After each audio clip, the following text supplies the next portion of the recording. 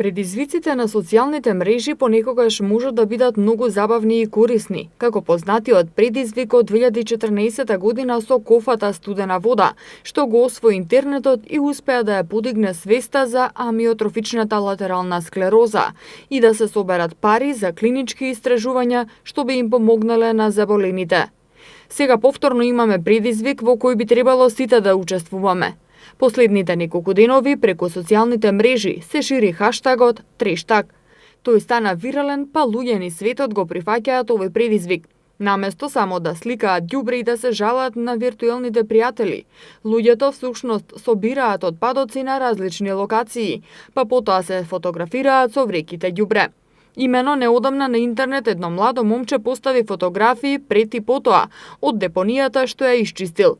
По фотографиите луѓето се сетиле од ова да направат предизвик и да повикаат што повеќе млади луѓе да го направат истото.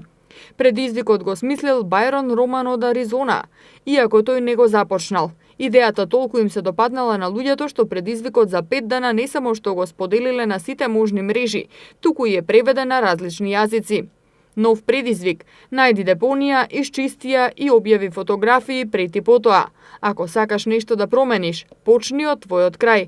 Трештаг гласи предизвикот кој стана мега популарен низ интернет светот и корисници на социјалните мрежи со задоволство прифаќаат да исчистат купишта ѓубре во околината.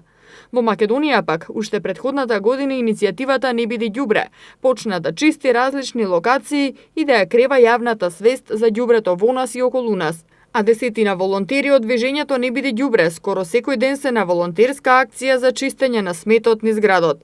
Идејата за трештаг кружи веќе неколку години, а една компанија во 2015 година ја промовираше за да се заштити загрозената зона.